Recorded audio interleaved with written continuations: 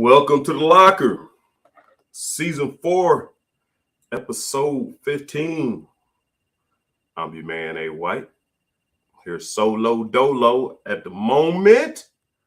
Van Hiles is doing his track thing. Apparently things are going good. He sent me a text saying he ain't going to be able to make it. Nonetheless, we got a show going on and we got a guest. You might have seen him on Round the Shots. You can hear him on Cats Talk Wednesday. That's where we used to bum rush the show, man. I sit around, have me a cold beverage, man, just jump on it. And then it came a long way, him and Vinny Hardy, Terry Brown and Vinny Hardy. So we're gonna get Terry in here, but I just want y'all to understand, me and Van can cordially disagree with a lot of stuff. I ain't sure if Terry and I are gonna agree with anything. So man, treat him, give him a warm welcome, and treat him as you treat any other guests on here, even though we're going to have a lot of arguments.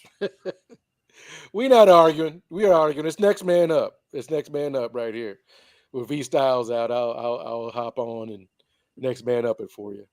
Yeah, you're right. We don't do a whole lot of arguing. I make my point, you make my point. Then the conversation ends like there ain't no rebuttal, there ain't no anger. Just, hey, I said this. Yeah, but everybody's looking at things the same thing, different ways. That's what makes it special, man. But appreciate you having me on. No, I appreciate you getting us in here. I know you've probably been recording all evening, as well as Sunday nights and all the other shows you do. So I appreciate you taking Sunday and Wednesday is enough for me. 3 hours on Sunday, and typically it's supposed to be 1 hour on Wednesday, but it usually turns into 2, which we ain't gonna do that tonight. It's all good. It's all good. But before we start, man, I know once the chatters get to chatting, they usually take over. Before we get into my script, any big news in the last hour that got to be discussed that you need to throw out there that needs to be talked about? No, I finished up Cats Talk about an hour ago. Grabbed me something to eat, refresh myself. Since I'm talking to a UK football legend, I said, let me put on my UK football jersey and show some respect. Is that 32? It's not 32. It's 28. It's 28. I thought it was 20. I was going to say 28. Yeah. But nothing I know, this is kind of a quiet time for the two big sports at UK. I know spring football's finished up and basketball, who knows what's going on with that. But there's still other things to pay attention to. I know last week you were watching a little bit of gymnastics. Yeah. We was on those other people are good. Not saying that we're not good, and I'm not into moral victories, but man, didn't the girl at the end when they had from Utah already had the championship wrapped up get a 10? Yeah, I mean it's different. It is different when you see, because the Kentucky team is great. I mean, they finished 6th in the country, their highest showing ever, but there's still a little bit of a gap between those top teams and what we got. But the program is on the upswing. Yeah, so I appreciated watching a little gymnastics. And plus, I always love watching people do something I can't do. That's why I like watching golf, gymnastics. There ain't too many things I can't do though, so it's kind of narrow. But that's why I like watching gymnastics and those other sports. I'm going. See, I never really got into a whole bunch of football with you. I think you defer football because I'm a former football player. You don't argue as loud as you do about other sports. But me and Van have been having this conversation. A lot of people and I just in the streets have been having this conversation. And I know I come across. I'm going to change. Hey, this year, the rest of this year, the rest of my media career, I'm changing my outlook. I'm going to try to be more positive. I'm going to try to be Freddie Maggard. I'm going to try to find a silver. I've always tried to find a silver lining, but if I can't find one, I leave that shit where it's at. Will Levis. I've been having conversations with people. The NFL people are saying what I've been saying about Will Levis from the beginning. And I'm not saying it's bad. I'm just breaking down what I see and what I think and what I know. And the NFL people are saying that. Some people feel like his stock is dropping. Most NFL people feel like his stock, analysts, I'm not going to say NFL people, analysts feel like his stock is dropping. Where do you stand on that? How do you feel about it? I mean, I think we can pretty much say that last year he was not healthy for most of the year. I would. Oh yeah, Yeah. USMC Cat fan. He is right. All the indoor sports will be at Rupp next year, but a couple of the women's games will be at Transy. So that's interesting. Um, but yeah, but going back to football, I've been a big Will Levis fan. I think he's got incredible arm talent. Again, I'm just a novice. I'm no Mel Kiper Jr. or anything like that. But I'm rooting for him. Now, whether or not he pans out, I think it's as much as how good he is to if he goes to a good situation. Because we have seen great players go to bad situations. That's part of it as well. So it'll be interesting to see where he goes. I see. I was expecting. See, I think you coming in here trying to be PC, man. We don't have the FCC governance. What I'm trying to get at is most time I have a problem with something, or I don't see things through Kentucky blue goggles. You always you said he was hurt last year. Here's the comments. Here's the comments I'm talking about. And I said this before the draft came up. That I feel like the guy has a strong arm. I think he's tough. Any intangibles you need to play that position, he has them. He boasts about them, and that is all we hear him talk about. That's all we hear him talk about. At the end of the day, I do know that there are some guys who just ain't cut out, don't look like your typical quarterback, might be a little scrawny, or might be this or that, but they can read defenses. They can get the ball out of their hands. They can process things quick. Because Tim Couch didn't have the strongest of arms, but he was damn accurate. He could, if he tells you he's gonna hit something, his term was, I can knock the sweat off a fleet, which is fine.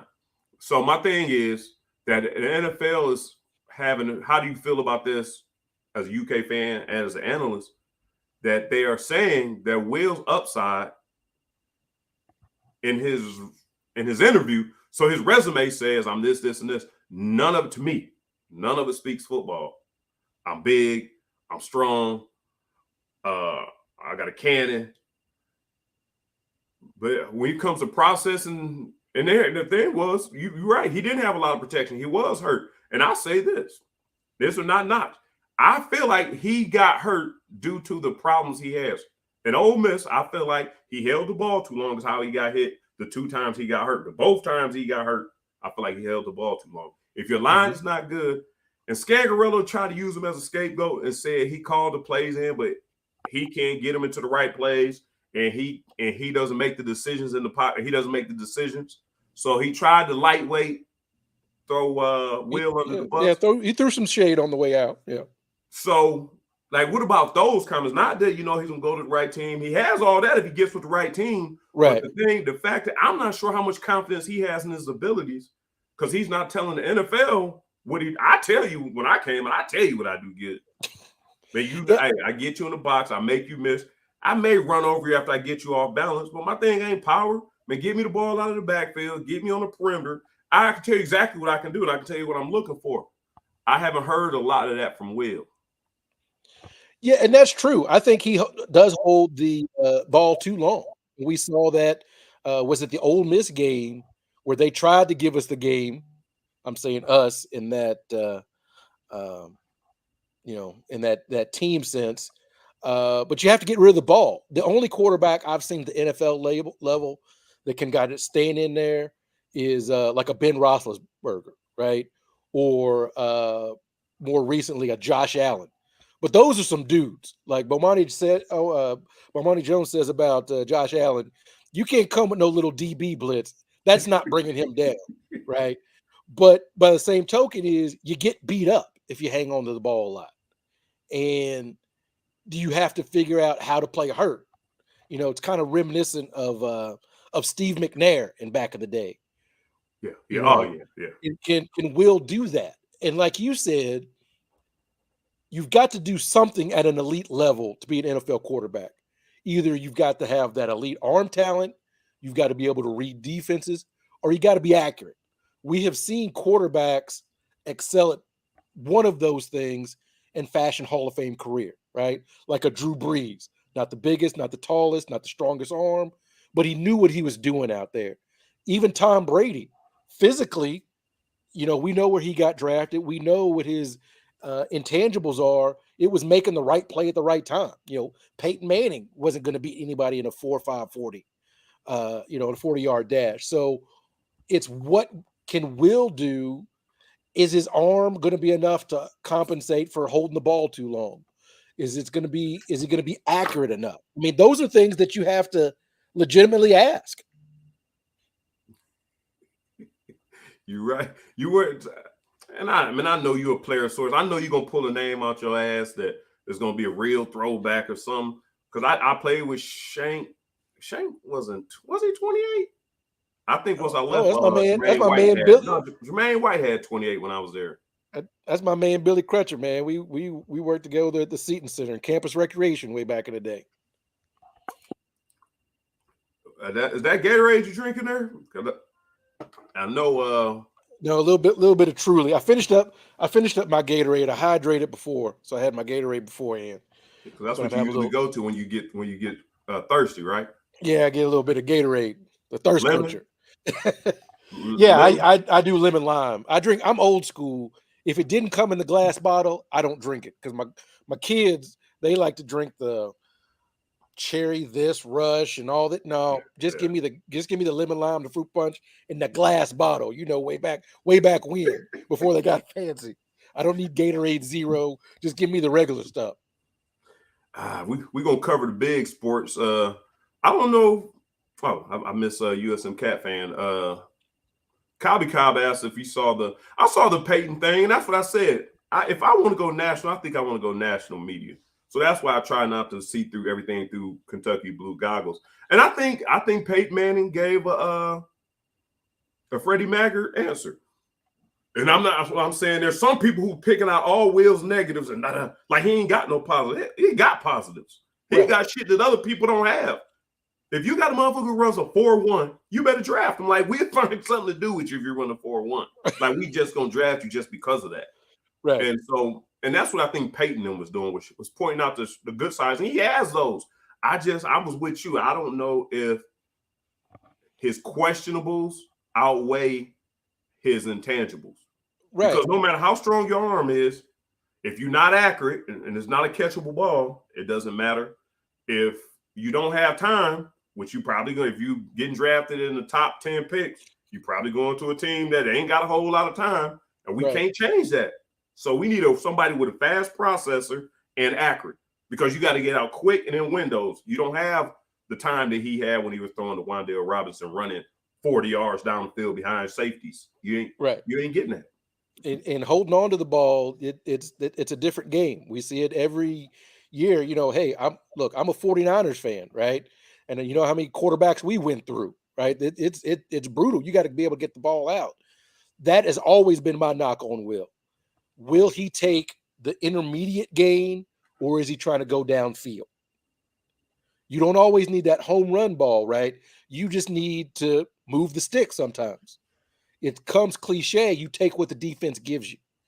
And you look at what Patrick Mahomes did in the Super Bowl, right? No deep plays, nothing. I don't believe there was a longer pass play longer than 20 yards, right? So the defense is playing this. You've got to be able to adjust. And I hope Will can do it.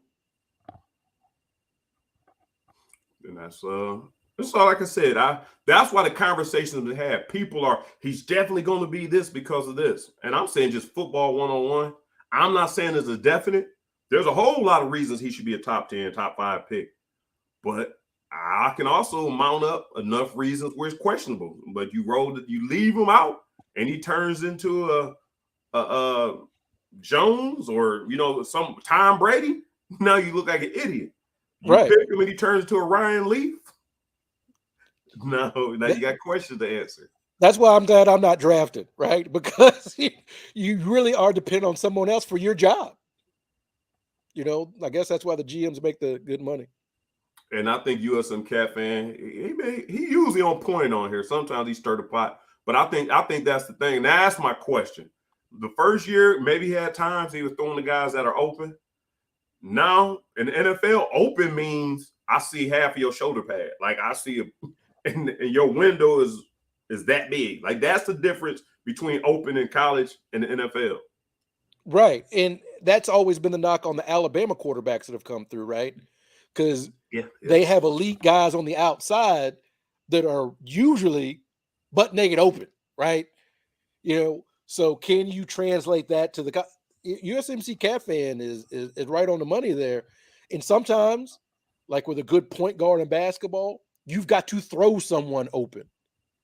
You've got to put the ball. I know I'm not telling you anything you don't know, where you make your man adjust to it, becomes cliche, where only he can catch the ball. And so you've got to put some trust into your players. I know you trust your arm, but you got to trust these other dudes to make some plays too. Because like you said, if you're waiting for somebody to be wide open NFL, you're not going to get too many busted coverages on Sundays.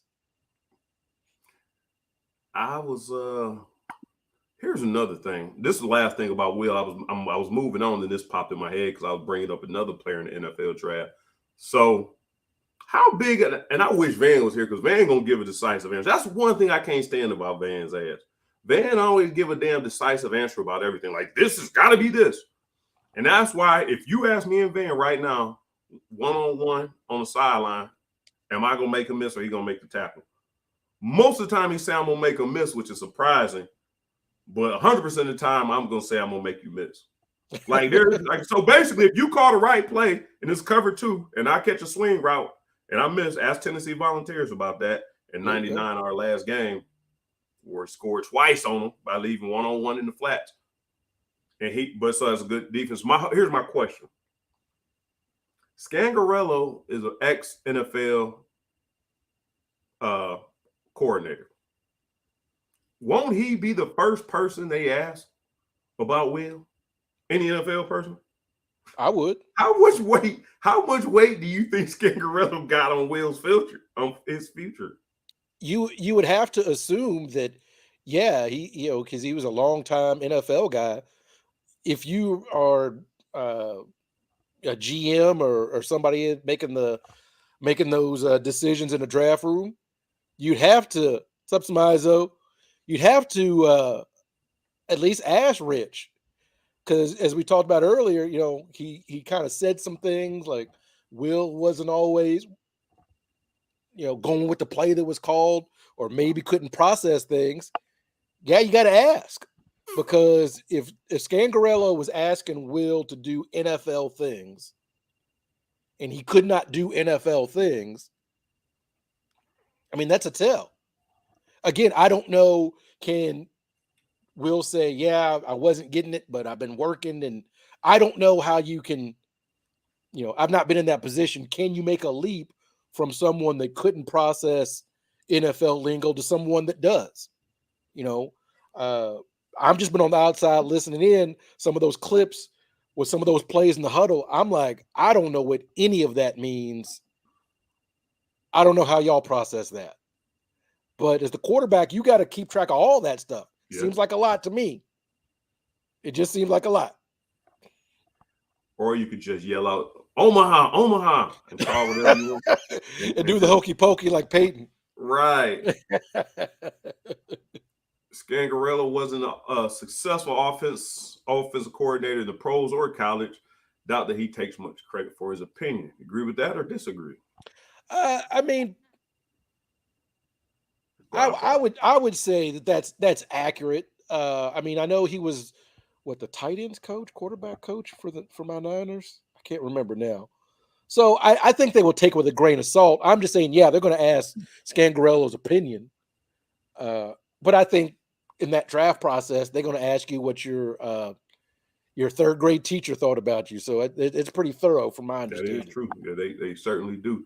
USM Cat fan is back. Saying the talking heads are bad mouthing Will because how much weight do you put on that? You everything UK, so I know you're gonna agree about how much do you agree on that? Because he's a UK product, he can't be. I don't know. We got a lot of dudes performing at high level on Sundays, So I understand the sentiment, but I think like right now, you look around the league, We got dudes playing on Sundays. So I think we're slowly but surely moving away from that UK football. That doesn't compute because we are putting some high quality dudes in the league. But I still think there's part of that. That's another good point. Yeah. The headset, Van always brings it up. The headset part is, getting the play out, make sure it gets there, giving directly to them, giving them verbal cues. That is huge because we start getting like toward the end of the season, it may have been the entire season, getting delay of game penalties. We had a lot. We had a lot of them where it looks like we were not getting set, and then we've got to scramble. Yeah, I think we had if I'm not mistaken, I might be misremembering, but I think we got a delay of game coming out of a timeout. Yeah, we did. Yeah. Which, again, I've not been in that situation. As a layperson, I don't understand how that happens. But that is a good point that in the NFL, the quarterbacks do have the green stickers on their helmets. So, Carrington Valentine, have you heard any scuttlebutt about it? I've looked for information every week, trying to see did he make a funny story is James Posey, my homeboy from Xavier University, 3-time NBA champion, called me one day and was like, "Hey man, my dude's son played down there." And I said, "Who is that?" He said, "Valentine." And I was like, "Valentine? Carrington Valentine?" He wasn't playing it because this was 2 years ago. He wasn't playing yet. And he was like, "Yeah, that's my dude's son, man. Look out for him." And I was just like, "All right, whatever." Like, we don't look out for players no more. They got everything they need. Like, ain't shit I can do for them, especially as a stranger. He gonna think I'm trying to ride his coattail. Anyhow, so that's the only reason he's really on my mind, because I know he's a friend of a friend, son of a friend of a friend. But good decision or bad decision him coming out, because I haven't heard anything about him. He did run a 4.340 at pro day. I don't know why he didn't run at the combine. I thought he didn't run at the combine because his time was going to be slow, but he ran a 4.340 at the pro day. Yeah, I mean, again, as a layperson, I know he made some great plays this year, and the time I think he got banged up against Vandy. That's when Vandy was able to complete that bomb in the fourth quarter of that game. So I don't know. I haven't seen a whole lot, but again, I don't take too many deep dives into the NFL draft. I know a lot of our compatriots on Twitter have they got their big board like Mel Kiper Jr. I do not. I'm not going to pretend to know too much about that kind of stuff. I mean, I'm still going to talk about it, but I don't do a whole lot of research on that. Adot. Oh no. Before we move off football, though, I do want to ask you, because everybody's asking about. We still got an opportunity in the portal to get. I think we may have 1 or 2 more scholarships left. They're talking about what positions we need. Everybody's talking about a tackle. We got the tackle out of South Carolina, USC. Did you see we got the tackle out of USC? No, I did not. I did not see. I think that happened on Sunday, or I heard about it on Sunday. I don't even know if but I know he was pretty. So anyway, so it was brought to my attention, kind of breaking news before it broke, because I work with people who know things, right? And I'm like, what? I said, this like, man, he's from USC. He's from Southern Cal. All right, dude. And this is where a fan base, which you ain't acting like this today. You'll normally act like this. Our fan base, the ones who are just UK fans, and the fan base who act like they don't know shit about sports and they just want to be UK fans. Like, if you're a fan, you're a fan. Like, I love to see you win. I hate to see you lose. But if you're a UK fan that love to see you win and got an excuse when you lose, no, if you lose, you guys should talk about it. So anyways, the dude is a 5th year graduate, a 4th or 5th year, whatever it is. He's a senior graduate and he's transferred. Has played in a total of 12 games in his whole career. Played in. And our offensive line already needs some short up. I don't know if you noticed or not, but our offensive line is probably, at this point, I don't expect it to be all the way through the season again. It's probably as bad as it was last year. Right now, just right now, I don't think Liam's had a chance to work with Yenzer. I don't think they've had a chance to work through some kinks. They just everybody's talking about the rotational offensive line, different people. I think they're just trying to get it on film so they can process it in this break between summer ball. So a question about that. You've gone through this between spring to summer camp. how much can you do? How much should we be expecting, like, an offensive line to? I mean, that unit, I would assume, would take a little bit of time to gel, especially with the OC and the line coach, kind of going back and forth. Is that something that you can fix in one summer? I think it's all technical. Like whatever, hey, Coach Stu, if you still on here, man, chime in on the chat. If it's because I know he does this thing on defense. If say Oxendine getting slow off the ball, we're working all summer on hands and feet, just hands and feet. Like as soon as you come out, get your hands up, get your hands and work get his hands off you. Because if he hook you up, if offensive lineman hook you up, it's over. Like they taking you wherever you want. Just come juggle 340, 350. That's and right. Once That's they right. get you, like if they get you like this, I don't care how big you are. They gonna take you wherever they want you to go. So I think is technically the reason they're not getting the job done, if it's technically, because I think Scangarello wanted these guys to play one-on-one offensive NFL offensive line play. These guys are NFL offensive line guys. My guys, and I don't know how much you know about offensive line. If a guard and tackle, if a guard in the center or guard and tackle is working together on the zone, man, I'm gonna stem you inside, which means I'm gonna put my hand on your shoulder, your chest, whatever part of your body is showing. Till the center gets you. Now, when the center gets you, I'm going to my man. So I got one hand on you and I'm working to this one. The other guy got one hand on this back guy and he's working to the next guy. So it's just it's kind of working together.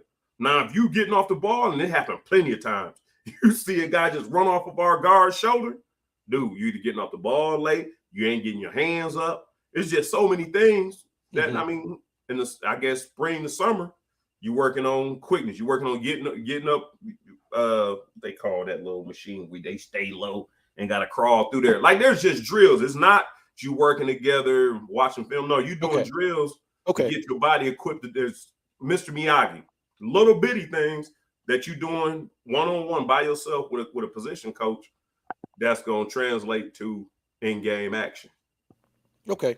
I've just always wondered, what should that expectation be? But if they're doing drills, the offensive line has got to be better, right? Because we saw the offense itself has got to be better this upcoming year, right? We would hope. Yeah, I've heard that and I mean, and just from what I heard, and I'm talking about people in the locker room, and Vince Murrow was the first one to tell me that Will Levis was a dude. Like that dude's a dude, and Will Levis was a dude. Man, I'm getting the same. I'm getting even better vibes from the players, from the coaches, that Leary might be after Couch until we see him play.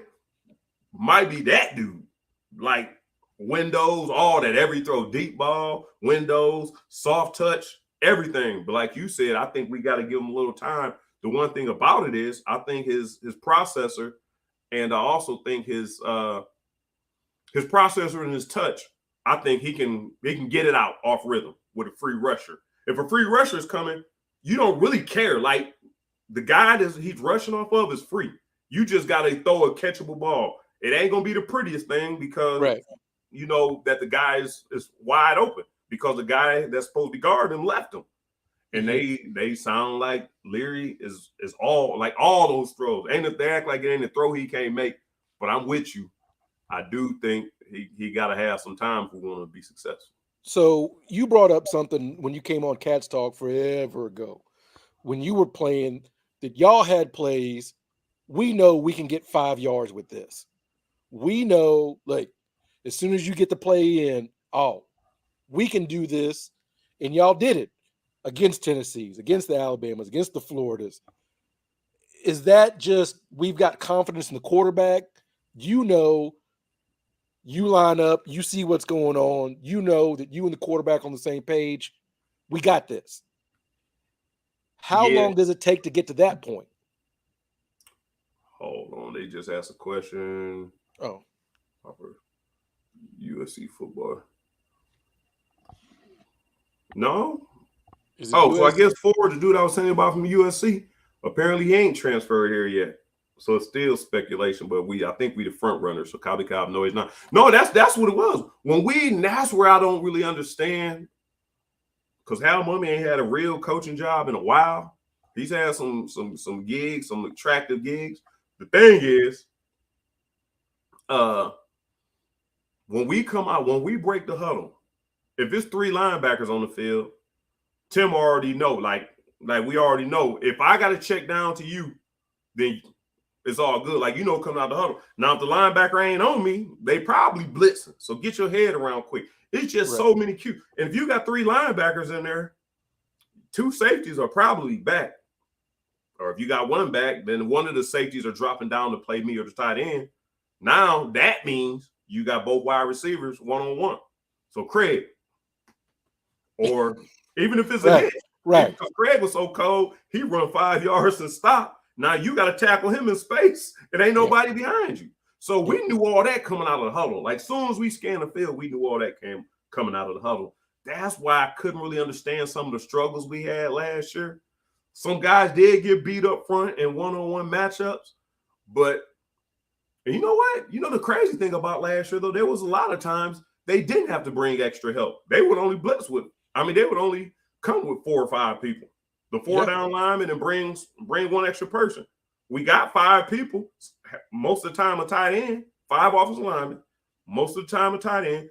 If need be, I'm sure the back got a block responsibility, so you should have 6 or 7 people to protect. A lot of times our offensive line got beat one-on-one, and I just don't understand that.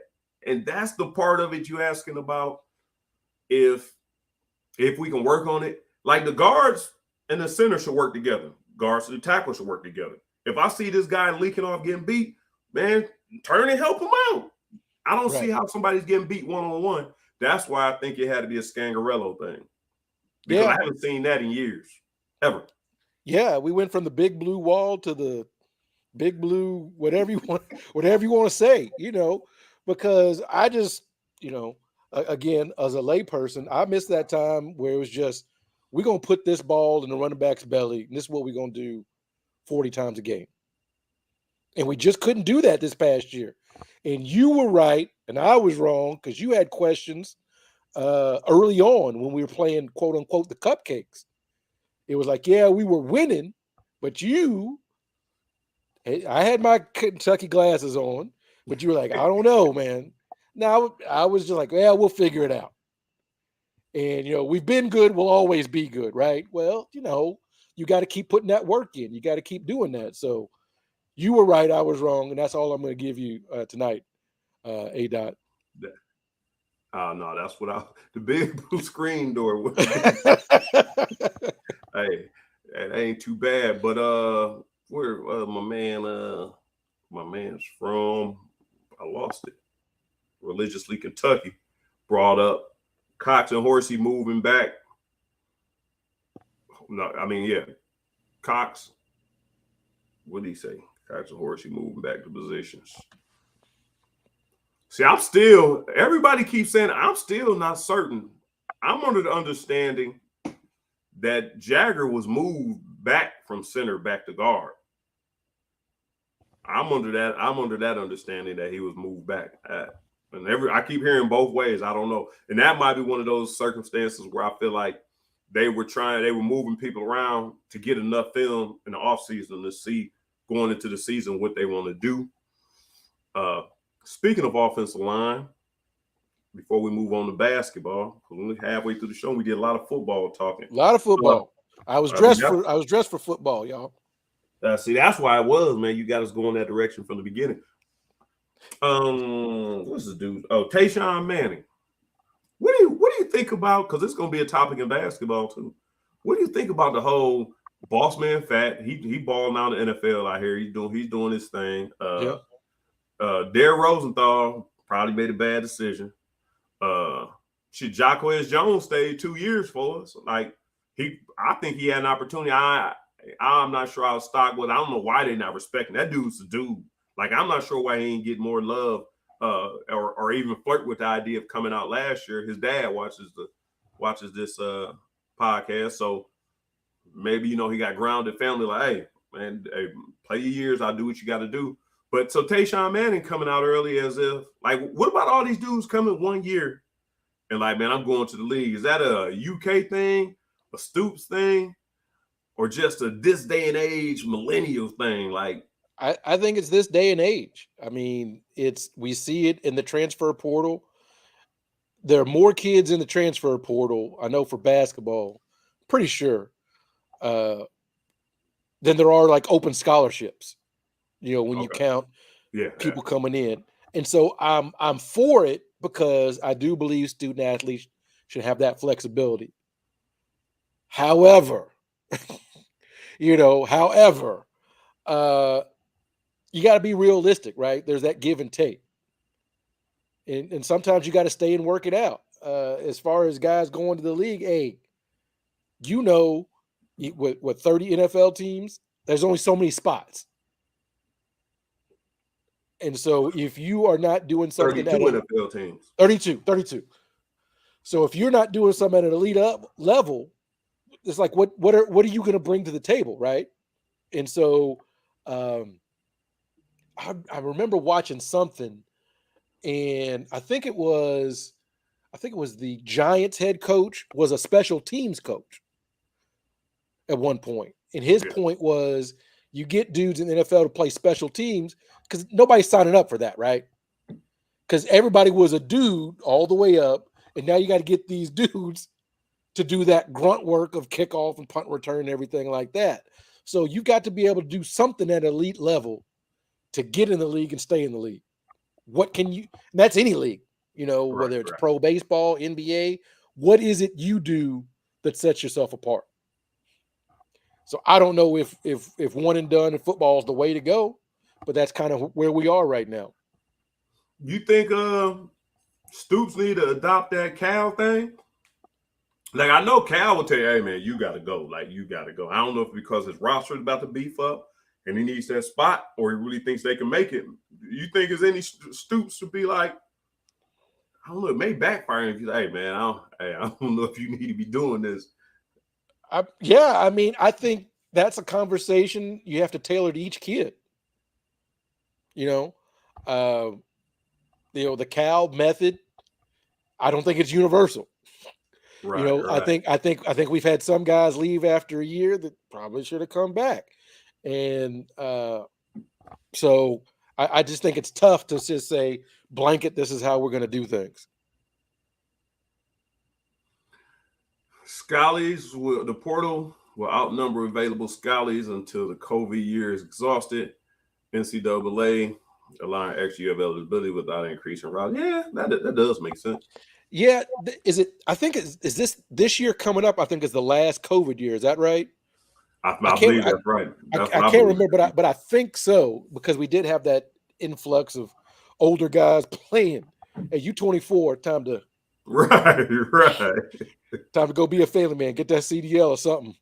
and the crazy thing, man, I know, man, you play a little ball, we come out, man. Now, these motherfuckers doing away with the ACT. They doing away with the standardized testing. Yeah. Hey, come on, man. Like, man, it's different than we came through. Yeah, man. That's some. All right, before we move on, it's gonna transition to basketball. John KY Blue want to know he'd rather have a. No, that's not one of. That's not the question. Somebody asked basically the same thing though. Yeah, do you agree with that? I mean, yeah, I think if we got to the point of winning a football SEC championship, I think that would be a bigger deal than a basketball championship, simply because we've not done it before. And to do it, you're going to have to beat a lot of really good teams. That's taking on Georgia, right? And then, Alabama, if you get to the championship, or LSU, that's a lot. That's a lot. Jamal Baker. Oh yeah, I thought he was at Arizona. He was somewhere else.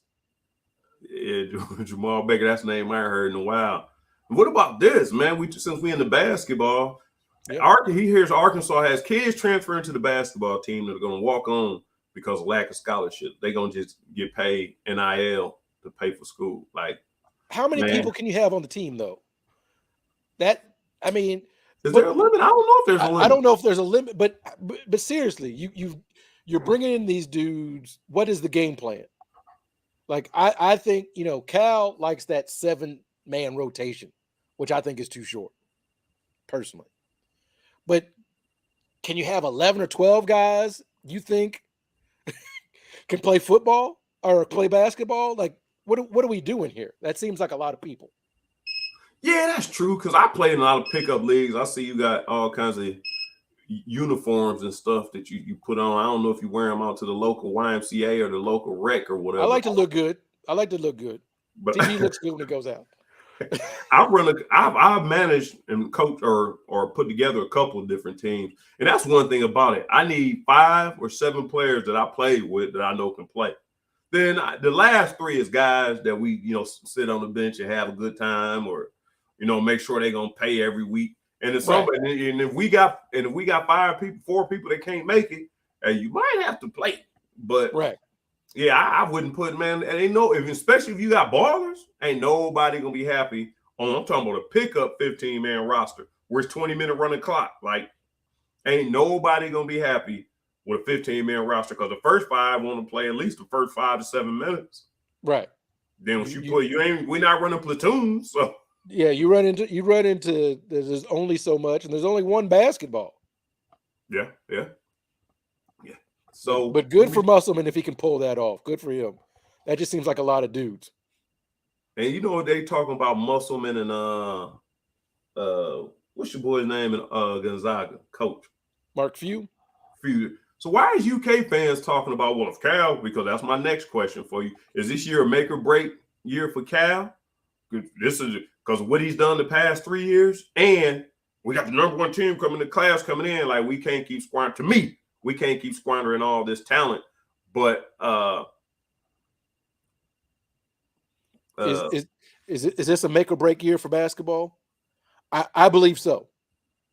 I believe this has got to be from what I've seen and heard from the freshmen coming in, they seem to be embracing that challenge because this team, Cal, cannot afford bad losses. We can't have a South Carolina like last year where it's just that. Hey, you know me, right? I'm sunshine and rainbows most of the time. That South Carolina game, I was hot. That's unacceptable. Like, it's one thing to lose, but it's nothing to lose to that South Carolina team at home, and they didn't even play well. Right. That's the thing. Like, other teams that have come into Rupp and beaten Kentucky, it's, some dude goes for 30 points, right? There was that Florida team with Jason Williams, White Chocolate, where he went for like 25 and 12 or something. Okay, you tip your hat and move on. But South Carolina, anyway, yes, this is going to be an important year. Too many bad things have happened back to back to back that, yeah, this is make or break. Is that fair? Probably not. But is it the truth? It absolutely is. And I'm gonna say I got to bounce around because we delved too far into this. My initial comment was, what about the assholes? What do you think about this? The assholes who say we need Musselman or Few if Cal leaves. Like, what does Musselman or Few accomplish? So, right. Well, the thing is, number one, I've said it before, I'll say it here. Kentucky's not a job that you get old on, right? You know how Coach K got the farewell tour and all that? That just doesn't happen here, right? So that's number one. Number two, you need a coach that understands the Kentucky job. It's more than just X's and O's. Like, that was the thing about Billy Gillespie, right? If you just want to coach basketball, there's 300 other Division I schools you can do it. Kentucky ain't that. It's more to it than that. So Are there good coaches out there? Yes, I think Few's a good coach. I think Musselman's a good coach. But there's a difference between being a good coach and someone that can coach here at Kentucky. Because the pressure cooker, it's on, right? And we've seen it. You know, Cal's looking old and gray. We saw how Tubby left. You know, we saw how Rick left. You know, I mean that's just what happens to this job, and so you've got to find someone that's willing to do this 365 days a year. It's a big commitment. None of our coaches have made it. I'm not saying that's not true, but I think they showed glimpses. And the thing about, because Tubby I think he understood the job, and that's the key. Do you understand the job? He said Matt must have taken his shirt off on the side. Cal with Nike, Worldwide West, John Robick, Kenny Payne, Rod Strickland, Dwayne Peavy is a Hall of Fame coach. Cal, without those guys, he's a mere mortal. I wish we, and that's Kentucky fans, non-Kentucky fans, understood that Coach Cal was coaching before he got to Kentucky. My man Corey Price, when San Diego State made the Final Four, he tweeted out, because he's the numbers guy, right? The list of mid-major teams to win 35 games and make it to the Final Four, there have been 5, okay, including San Diego State this year. 2 of those teams, 2008 Memphis and 1996 UMass. Coach Cal was coaching before he got here. Granted, I'm going to give you, like, one more title would make me feel great. But to say Cal was just some guy before he got here, no, I can't go with that.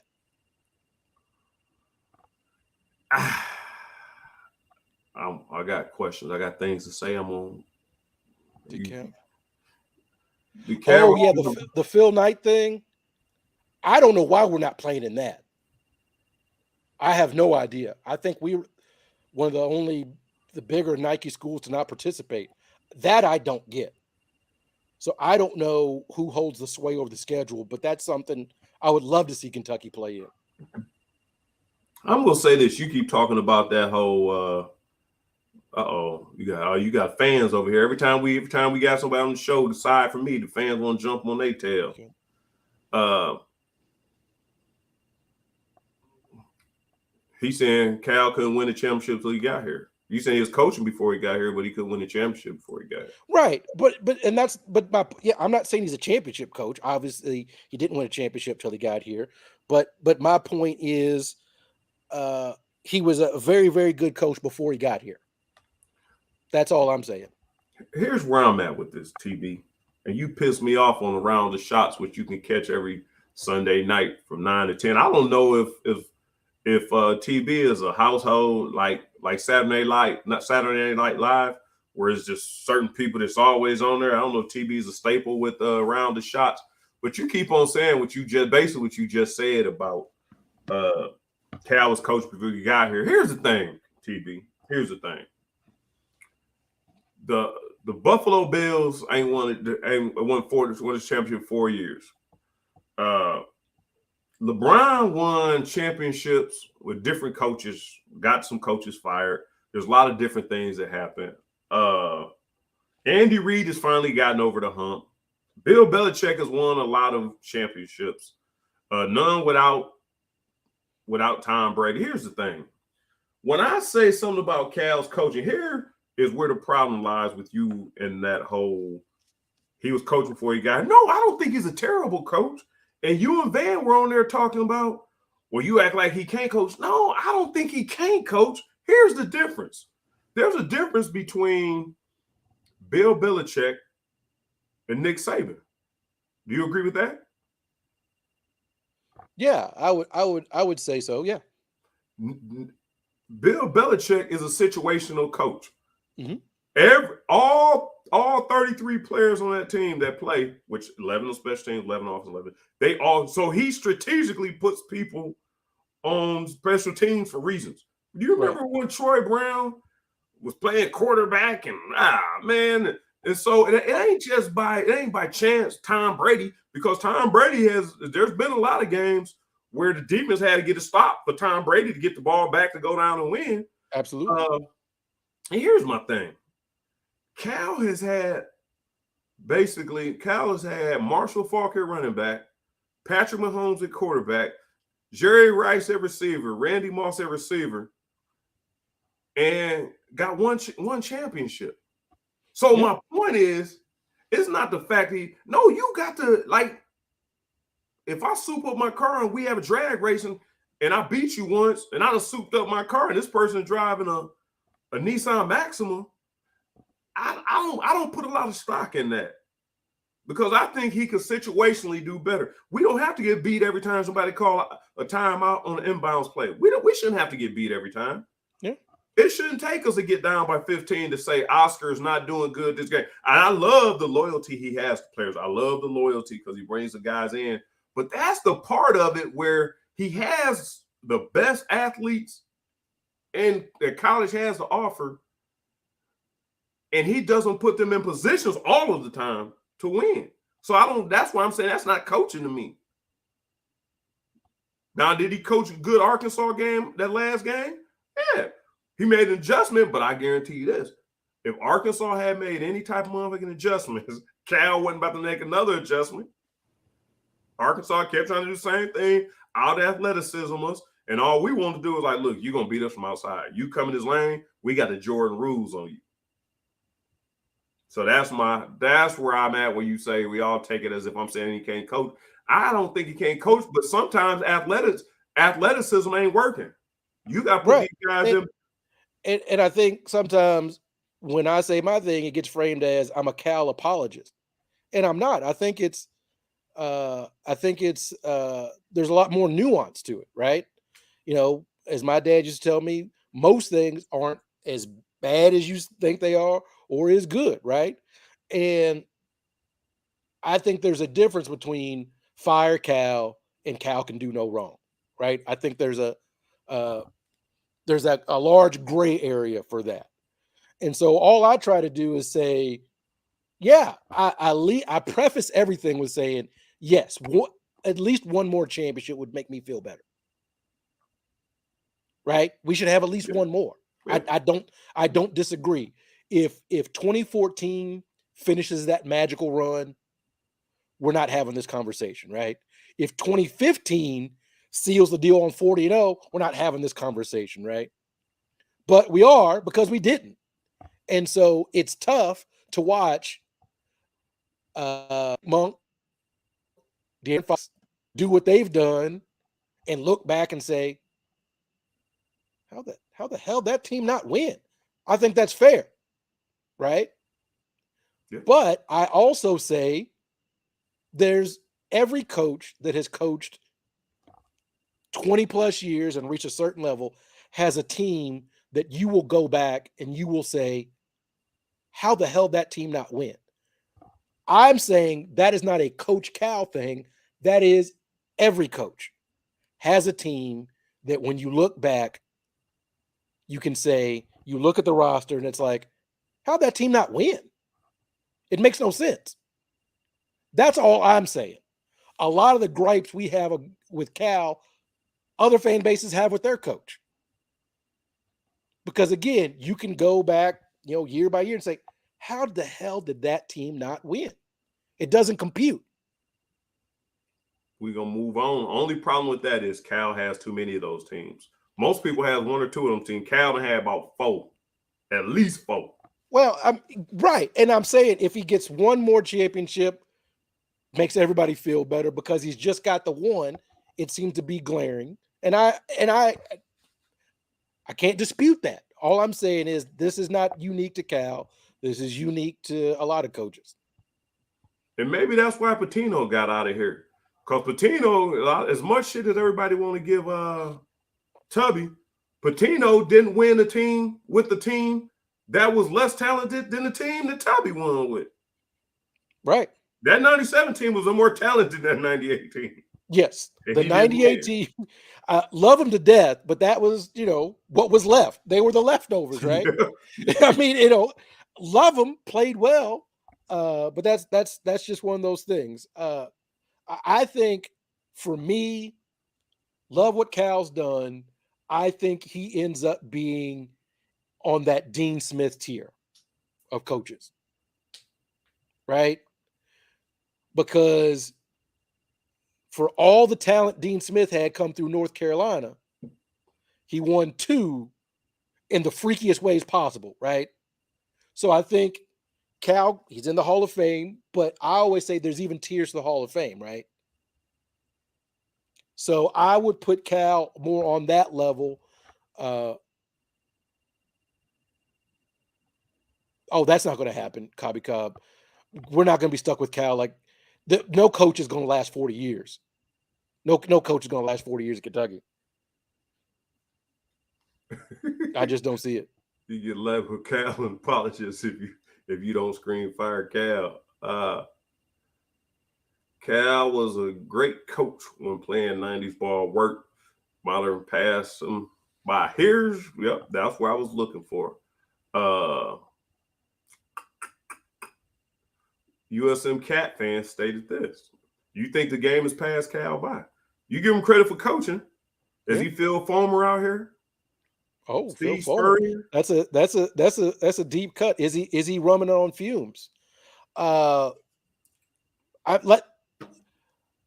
will say, like I said, we said, forever ago, this is a make or break year. He's got the recruiting class that we're used to seeing for the top 10, I believe, if you believe the rankings. This is make or break. It just is. So I think it's after this year or next year he can move to that ambassador job, if I'm not mistaken. I don't know the ins and outs of the contract, but as I've said previously, this is not a job that you can do for 20 years. It just isn't. I think I agree with you. I think I'm kind of with you. I don't know how it happens. I think it's over because here's my thing. I think it's over. If he wins a championship, I think he walks out of here and say, bury me face down. Put me in my casket face down. Don't close the top end of the casket. Open up the bottom end of the casket. Let him kiss my ass. I say if he wins, he deuces out like, look, damn it, take that and I'm done. If he St. Petersburg's it, I think something got to be done. Here's the thing, though. If he Elite Eight or Final Fours it, I don't think he want the headache of trying to produce another top 2 or 3 class and try to maintain his job. With the naysayers saying that wasn't enough. Right. So I agree with you. If it's another first round loss, it's a gots to go, right? Like it's a gots to go.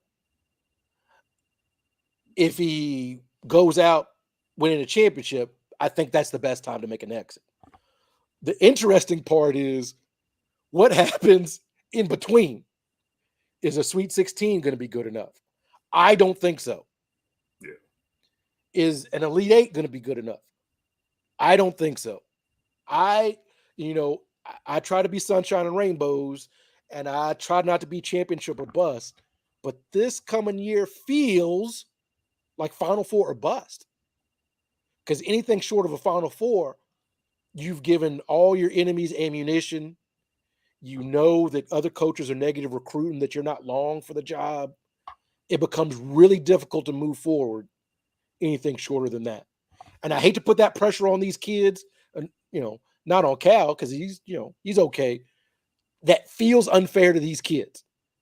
But I think they have a good handle on what's happening when they get on campus, particularly Reed Shepard. I think he would know. I got 2 more topics. I'm gonna let you out of here, and I'm still trying to get my taxes done so I can take the smallest penalty they're gonna give me. Sticking to boys. I got a situation on boys basketball to finish that up. Then I want to ask you about Kyra Elsie. So that's the last thing we're gonna get out of Kyra Elsie. We're gonna get out of here on that. Do you see, and I'm going to see how you're going to wiggle your ass out of this. Do you see an issue? We got all the players coming in. We got Edwards, Bradshaw, Dillingham, DJ. Anyenzo said he's coming. Anyenzo said he's coming back. Oscar may possibly be coming back. We don't know if Reed. I'm not Reed. Reed is coming back. Which Reed is somebody I think we could use. I don't know if he cool with coming off the bench. I don't think Dillingham is. I don't think you can play DJ Dillingham and Reeves at the same time. That's a little too small. But what do you think Cal's backed himself in the corner? Where letting all these, I mean, you got to be a good coach. You can't win in this situation. If one of these guys, if Anyenzo want to come back and you don't allow him to, that information is going to get around and that's going to mess you up in the future. But you asked us earlier how many roster spots on the basketball team. We bring it in 4, right? Oh, I forgot about Reed Shepherd. Yeah, I got Reed Shepherd coming in. This is good. Like, this is going to be fascinating to watch because this is literally Evel Knievel going over the Grand Canyon. Things have got to be calibrated perfectly.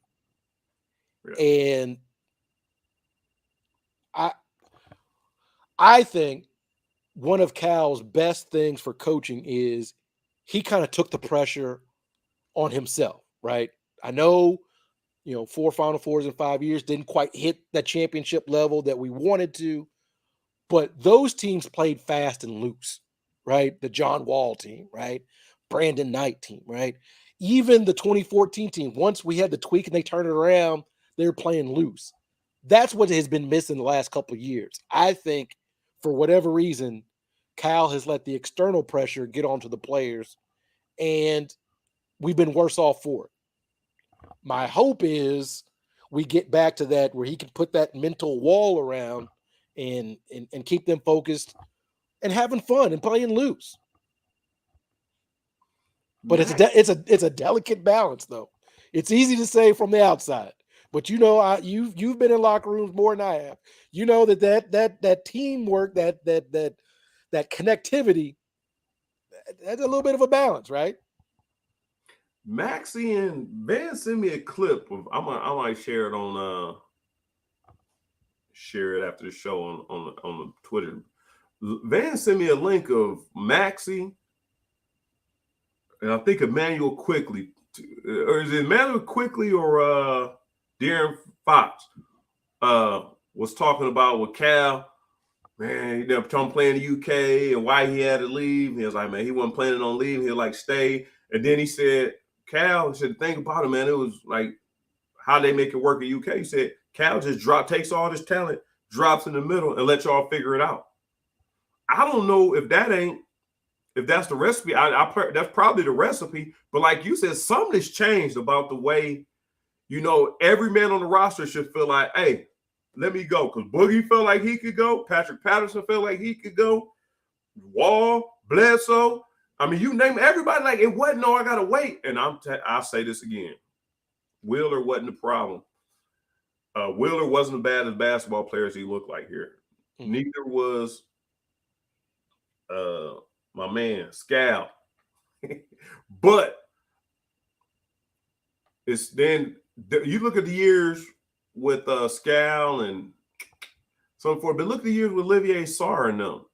Like, if you put Olivier Sarr, and what's the other cat's name? Devin Askew. Like, you was forcing them in positions where, like, dude, they weren't comfortable. Like, we got to make a change. Like, let somebody else do what they want to do. And I'm not questioning this coaching because you got a lot of personalities. But the clip that he sent me was, I believe, Maxie and Fox. It was Maxie and Fox or Maxie and Quickly was discussing it. Cal, man, he brings you in there, throws all that talent there and let y'all figure it out. I don't think he's let them figure it out in a while. I think there's been a hierarchy in the locker room which causes dissension. And it's tough for me to play knowing that, hey, man, I got to wait for you. And that's what I'm talking about. There was just a freedom with the players, and they looked like they were having fun. Right. And I was, talking to my lovely wife. Uh, it just doesn't look like Kentucky basketball. They're having fun Yeah. because part of being Kentucky with the Kentucky across your chest is you're beating other teams' brains in, and you're having fun doing it, Yeah. right? And or the game is close, you hit a clutch basket, and you quiet that other crowd. And the last couple of years, it's just felt like a chore. It seems like it's been a chore to Cal to coach. It looks like it's been a chore for the players. It's felt like a chore to the fans. That's not fun, right? I think when we talk about what Kentucky basketball used to be, it used to be fun and enjoyable. And now it's almost like you punching a time clock for the next 2 hours. Because even when you win, it feels like a grind. Before I moved to women's basketball, I can't imagine. Like people always ask me, I love to be making six figures playing college ball. And I don't know, man. God works in mysterious ways, man. He gives some people money and some people he don't, because he may self-implode, whatever. But I kind of wonder how much of this, because I do have friends that are coaches. I wonder how much of this is, dude, they go probably to work out in the morning. They go to class.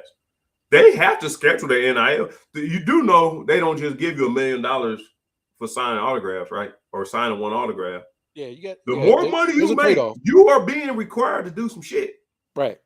So I was told, just from other schools, especially Texas A&M. I got a buddy that works in the front office of Texas A&M. They said that's the biggest thing with them, trying to schedule their class. They will tell the coaches and the teachers, I can't have class this time. I got an NIL. I got an NIL commitment. Okay. So I don't know if that ain't wearing you out. Dude, my thing was, man, I worked my tail off in practice. I may or may not go to class. I ain't gonna lie to you. I ain't Van Hiles. I may or may not go to class. Then the rest of the night, man, if a chick call, man, I might be hanging out. Man, them books might not get open. If the fellas over there, hanging out, them books might not get open. Then I go to bed, do it all over tomorrow. But going to weightlifting, going to class or not. Well, if you don't go to class, it's gonna hurt you. But so now I got 2 or 3 hours to do NIL commercial, like a couple times a week. And I'm pretty sure you got to do it at least once a month, but I'm sure you got to do it a couple times a week. I get done with the NIL. So I either go to practice and do the NIL or get off. And now, so I'd have been the weightlifting, class, if you go, practice, NIL, then do your homework or study hall at some point at night. Can you imagine you being whatever job you do, going to your job, making the money you make, coming home, and then before you go to work, have an obligation. After you go to work, have an obligation. And after that obligation, having another obligation, then get into your regular life. It seems like a lot. Yeah, and if you ain't winning, and like you said, the point you making, if you ain't winning, damn, is this shit worth it, man? I guarantee every jumper you take feel like you shooting a cinder block. Yeah. Every jumper you take.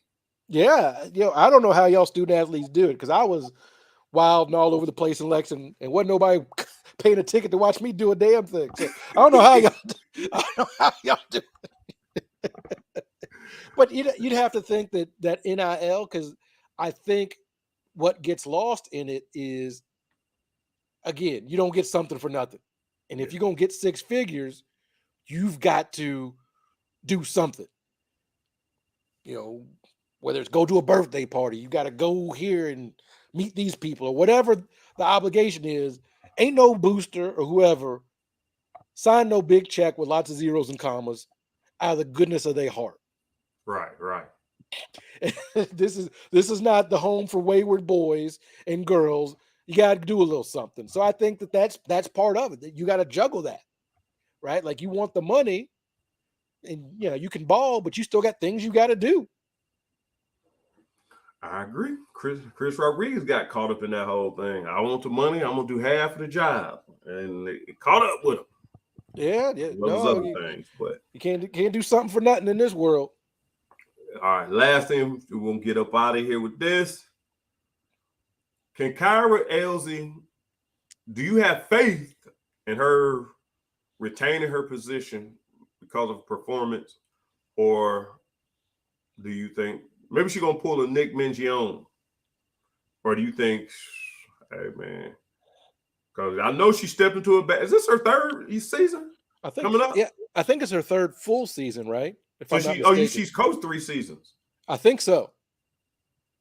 I'd have to Google the that. first season I gave her a mulligan because she was thrown right in there 2 weeks before the season started. Then let me. Oh yeah, you're right. That's her third. Wait a minute. Well,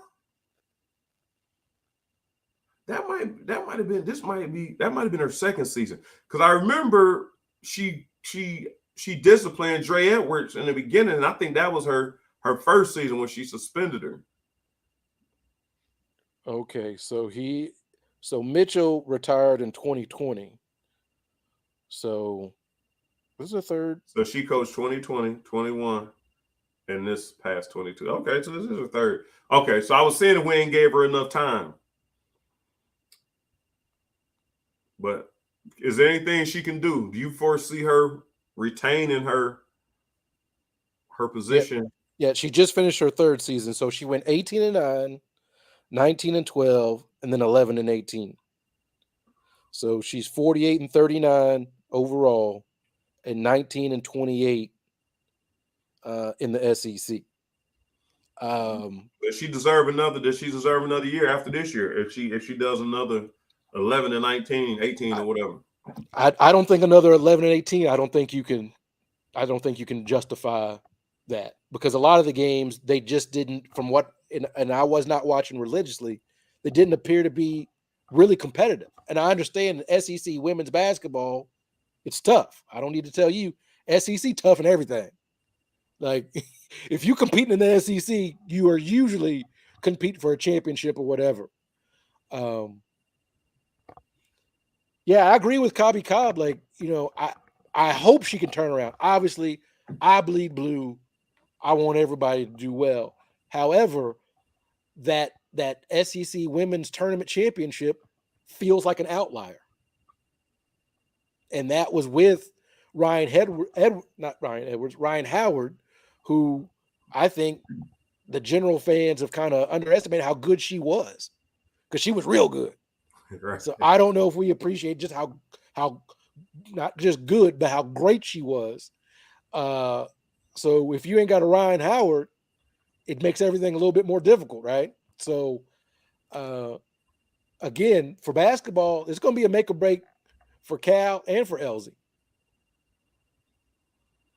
Yeah, the only thing about Elsie I'm kind of concerned about. Like, I'm with you. So I'm thinking, okay, so she has a 15-15 season or 16-14 season.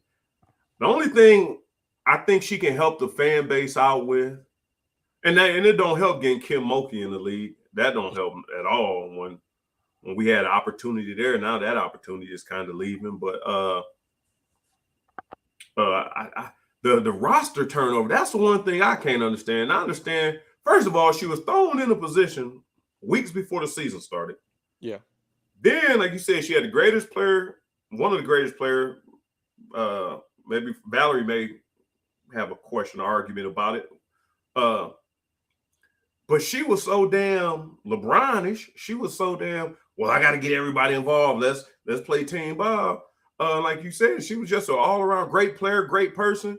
And so that kind of led it, but you had all these other personalities behind it. Then you come in with this team because of the attrition and turnover from Dre Edwards and all those people who left and the people who graduated to,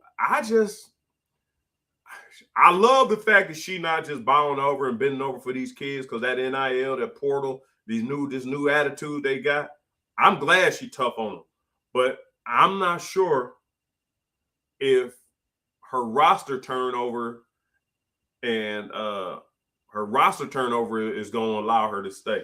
So, like I said, if it's a 500 season and the roster turnover turns into something, then Pete, that's all everybody's question about. Dang, why is everybody leaving? Right. I don't give a damn about these punks leaving.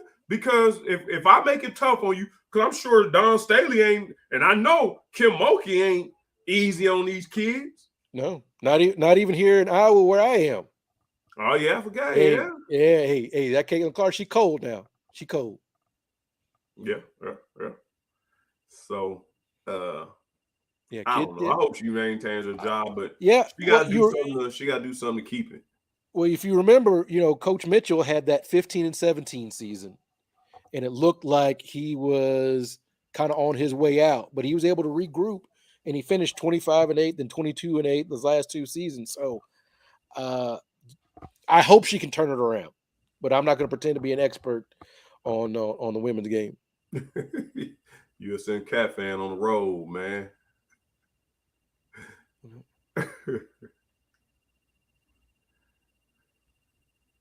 He says that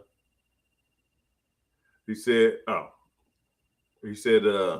Elsie isn't winning enough for Ryan Howard, but Cal just has bad luck when he loses with all his talent.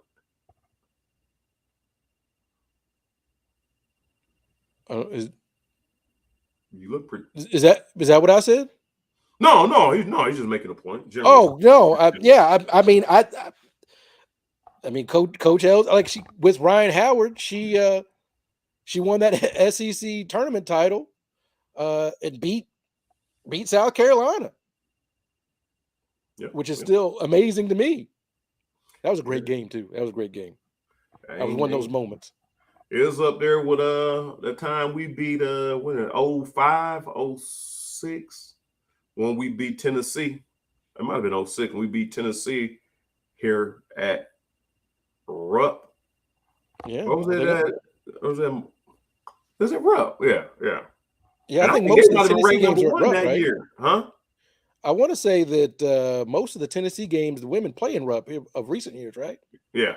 No, that was a long time ago. That was about 16 years ago. Man, I'm losing track. I'm losing track of time. I'll be talking about something just yesterday. And I'm like, that's 20 years ago. Me and Vinny was talking about something on the show today, and I was like, yeah, that has been 20 years. Yep. Now everything for me is post, like when they say BC, like everything before Christ. Now everything for me is before COVID or after COVID. Yeah, oh yeah, that whole COVID. Yeah, before COVID. Okay, now I know I got to jump back about 3 or 4 years. Yeah, Last Dance premiered 3 years ago today. Dang, it didn't seem like that long. It does not seem like 3 years. Yep, that was 2006. Mickey DeMoss was my people, man. I seen Mickey DeMoss at a party. Yeah. She was here 06 to 07 was her last year. Something in my house I'm trying to kill. But yeah. So all right, man. Wait a minute. Who was him? Coach's show. What did I miss? Oh, we're talking about Coach Mitchell. Oh yeah, Coach. You need to have that kind of personality. That's one thing I wish we had more of in sports, was coaches with personalities. As the money's going up, liking it for a minute. The kids felt like at one point, I know the kids felt like he was getting more attention than them, and they said he was doing more of that than coaching. Yeah, I think that's when they hit that rough patch and had that sub 500 season. But I like coaches with some personality. Give me a Bobby Bowden or a Steve Spurrier to keep things spicy. Give me some of that. All right, man. We appreciate y'all. Absolutely. Thanks for tuning in, everybody. Appreciate you for having me, Adot. So before we get out of here, man, I know y'all enjoy having TV on here, man. When he get in his element, he's gonna talk a little more stuff. He wasn't bad today, man, but I thought he was a little bit. Yeah, I thought he was a little bit kind. Try not to get into too much of it. But yeah, where can they find your work at? Yeah, Cats Talk Wednesday, at Cats Talk WED on Twitter, on Facebook, on your Roku device. You can catch our video feed, and Vinny puts it out on YouTube. So that's every Wednesday. And then on Sunday, of course, Round of Shots with Kevin Hale and your co-host, Van Hiles. He's on the panel as well. Always fun. And folks can find me on the Twitter streets at @TBrown_80. And that's 80 for my man, Jerry Rice. Folks, that's where y'all can find him at. I'm sure Van is going to be back next week because the state tournament don't last that long in track. Like I said, it must be good news because he texted me and told me he won't make the show. He said he thought if they lost that day, he would be available. So we'll have him back in the saddle next week with me for episode 16. I'm your man, A. White, for my man, TB. We out of here, and we'll catch you all next week.